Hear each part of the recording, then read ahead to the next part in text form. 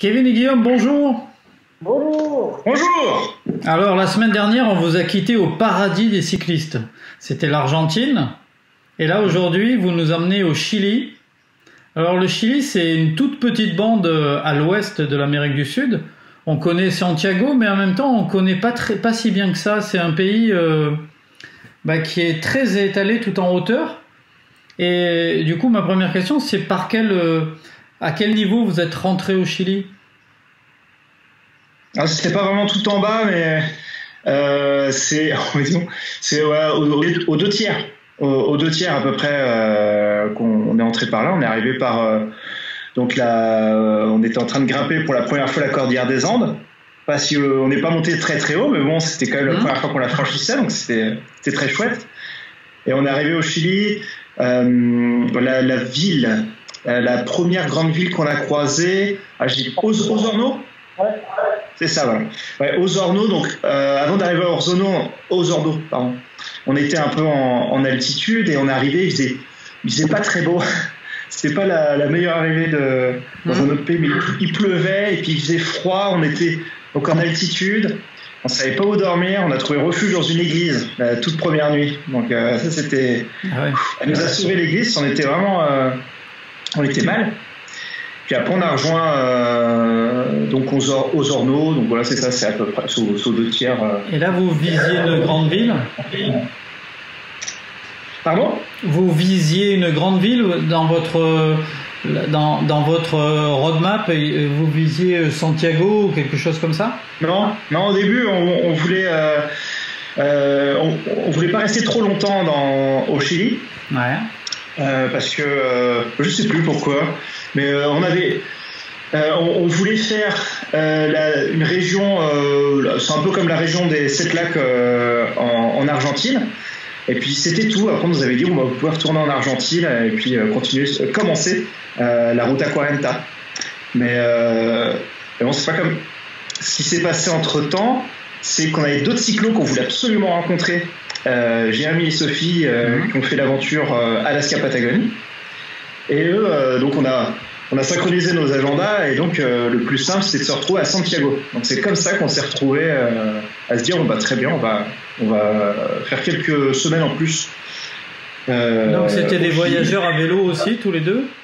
Oui, exactement. Et que vous ne connaissiez pas en vrai, en fait, vous avez via les sites internet ou les réseaux sociaux? À cette époque, ça faisait déjà 2 ans. Il me semble que c'était ça. Ça faisait 2 ans qu'on communiquait par Messenger. Mais on s'était encore jamais vu. On s'était donné beaucoup d'astuces, que ce soit autant dans l'itinéraire ou sur des conseils vidéo. Mais on n'avait pas fait plus. Donc il était temps qu'on se voit. Et donc on s'était dit que ça sera Santiago. Ouais, c'est marrant. Vous êtes reconnus tout de suite? Ah oui. Ça oui, là on pouvait pas se louper. Ce qui était un peu dommage, c'est qu'on aurait aimé rouler avec eux, faire 1 ou 2 étapes ensemble. Mais bon, ça c'était à Santiago, donc je pense qu'on y reviendra dans notre discussion. C'est Santiago, c'est quasiment la fin de cette première partie chilienne. D'accord. Bon, et Kevin, toi, le Chili, c'est quelque chose qui t'a laissé de bons souvenirs? Ah oui, déjà, comme tu l'as dit en introduction, c'est vrai que on ne connaissait pas grand-chose, mais il y a plein de pays finalement dans l'Amérique du Sud où on ne connaissait pas grand-chose. Donc en effet, on nous avait recommandé plutôt de rester en Argentine sur la Ruta 40. C'est vrai que la route qu'on a fait pour rejoindre Santiago, il n'y avait rien d'extraordinaire dans les paysages, mais par contre il y avait beaucoup de choses intéressantes. Et la population qui est dans le sud du Chili, il y a aussi l'agriculture qui se passe là-bas, avec la déforestation et des politiques très enrichissantes, et de connaître les problématiques qui se passent dans le sud du Chili. Et après, une fois arrivé à Santiago, on a commencé à reprendre la direction finalement de la cordillère des Andes. Donc on est resté allé relativement vite, mais on en a gardé des super souvenirs avec une énorme rencontre d'un monsieur qui s'appelle Javier de Chili, qu'on a eu Javier en Argentine. Et ce monsieur était adorable. Il y avait une tempête, une vraie grosse tempête qui a eu. Il y a eu même malheureusement des morts. Je crois. Mais une tempête du style un ouragan ou quel genre de tempête? Du vent ou de la pluie? En gros. il y a eu des vents très forts, il y a eu des toitures qui ont du coup provoqué la mort de certaines personnes qui étaient dehors. Ce monsieur, en fait, Javier nous a hébergés gentiment toute la nuit, parce que ça a dû durer jusqu'à 4h du matin, il parlait tellement. C'était aussi la découverte d'une nouvelle langue, parce qu'en fait, il y a énormément de mots qui sont différents en Chili par rapport à l'espagnol, et plein de petits mots comme ça, et une rapidité d'élocution assez forte, donc on a dû, c'est dur des fois. C'était vraiment dur de comprendre, d'en s'y adapter, et c'était à finir, même si des fois, j'avoue, on comprenait rien du tout. Hein. C'est clair.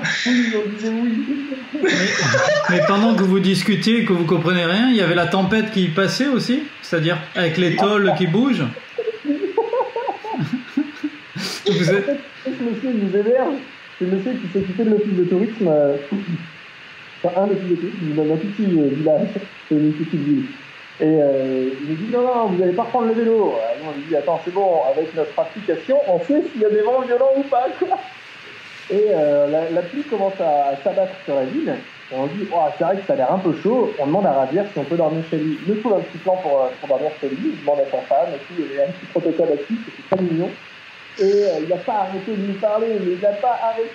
C'était franchement, c'était incroyable. Il avait des choses à nous dire. Et nous, on comprenait. J'espère qu'il ne regardera pas cette vidéo, mais on comprenait peut-être 50%, quoi. Donc on essayait de s'intéresser, de se comprendre au maximum, de lui parler. Un super moment d'échange, même si voilà, des fois ça passe pas forcément sur le message, sur le fond. Mais en restant en coutillet, les yeux brillent, il nous a quittés avec les larmes aux yeux le lendemain. C'était très court, très intense. Et des rencontres comme ça, on en a fait pas mal. Au Chili, il y a même une dame qui nous a vus pendant dans un petit village. Elle s'est arrêtée après nous avec Denis. Et elle a dit, ouais, vous voulez prendre un café? Mais tout de suite, c'était la première question, c'est même pas un bonjour. Et un café se transformait en une soirée, puis on a appris sur elle, sur son métier, elle faisait des bijoux très jolis d'ailleurs. Et puis voilà, le Chili c'est ça, on a eu beaucoup de retours assez négatifs, on va dire, sur les Chiliens soi-disant froids, et qui avaient beaucoup nous refuser de dormir. Franchement, on n'a pas vu ça, ils sont totalement différents, bien entendu, de ce qu'on a pu voir en Argentine, c'est pas le même accueil. Mais ça reste des gens ultra gentils, avec des souvenirs incroyables, quoi.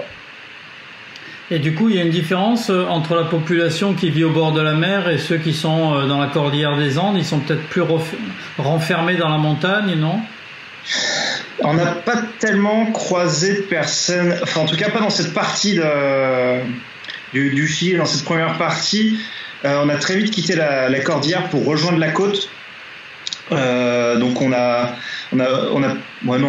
pas fait de grandes rencontres, que ce soit au début, donc la première fois qu'on est arrivé au Chili par la cordillère, ou en la quittant, parce que l'endroit où on l'a quitté, il n'y avait pas de grand village en soi, donc on n'a pas eu besoin d'être hébergé. Non, la plupart des grandes rencontres c'était sur la côte, et ce qui était intéressant, c'est aussi la météo qu'on avait à ce moment-là. C'était un peu qui était très humide, et on avait pas mal de pluie qui arrivait de temps en temps, donc on a souvent roulé avec des nuages, il faisait gris, c'était pas très fun. Et c'est là où c'est fort, c'est dans ces moments-là où il y a des gens qui viennent vers nous pour discuter, et puis ensuite pour nous inviter parce qu'ils disaient qu'il y a eu. Mais c'est intéressant, ces rencontres, c'était souvent quand il faisait pas beau. Comme si les gens comprenaient qu'on était... ça allait, mais c'était pas la journée la plus folle pour nous, parce que c'est vrai que quand il fait gris ou quand il pleut, ça change une journée. Mais ça, globalement, je pense qu'on pourrait même citer une sorte de conclusion de cette première énorme partie qu'on a vécue sur les routes. Et dans le désert du Sahara, conditions difficiles, hébergement incroyable. Dans la cordillère, conditions difficiles, hébergement incroyable. Même en Argentine, dans ces zones désertiques, il y a toujours ils se rendent compte, les gens s'adaptent à leurs conditions de vie, bien entendu, mais ils se mettent à notre place, et du coup, ils considèrent que, vu qu'on n'a pas l'habitude, nous, on galère. Et c'est vrai, on galère. Ouais, c'est vrai qu'on... On dit, oh, mais c'est pas beau, il y a toujours un truc de fou qui se passe. Et du coup, ça me fait penser à un truc important aussi qu'on a découvert, c'était les tsunamis. Sur toute la côte, tout ce qu'on a pu faire sur la côte, tu as des alarmes dans les villes, avec des alertes tsunamis partout. On n'a pas eu à vivre ça, mais c'était c'est hyper intriguant. On n'avait jamais vu ça, de voir autant de signalisation avec un danger proche. Ouais, c'est fou parce qu'ils ont peut-être été touchés par le passé, mais c'est pas tellement. C'est sûr. Hein. Parce qu'on se souvient de l'Asie, mais le Chili, enfin l'Amérique du Sud touchée par le tsunami, j'ai pas souvenir. Ils ont été touchés. On a vu des villages qui ont été reconstruits. Enfin, on pouvait voir par moments des préfabriqués qui étaient installés, qui ont l'air d'être là depuis quelques années, mais c'est lié à des tempêtes qu'ils ont eues dans les années précédentes. Donc maintenant, ils ont tout un protocole. Et c'est vrai que c'était. Ça fait bizarre de voir ça. On a l'impression que ça va nous arriver. Ouais, ça te fait peur. Ouais. Et du coup, le Chili, vous êtes resté combien de temps? Alors, dans cette première partie, une quarantaine de jours. Ça a été de Osorno jusqu'à un peu plus loin que Santiago. Un grand col qu'on a fait. On est monté on l'a quitté à 3200 mètres d'altitude.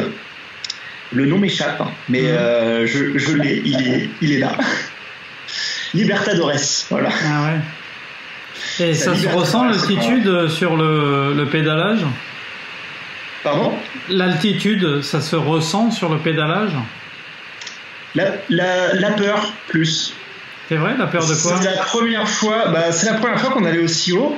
Donc il y avait de l'excitation, il y avait aussi une part de peur parce qu'on n'avait jamais fait ça, on n'avait jamais été aussi haut. Là on était en train de découvrir, donc on était trois, avec Kevin et Denis, on découvrait l'altitude tous ensemble.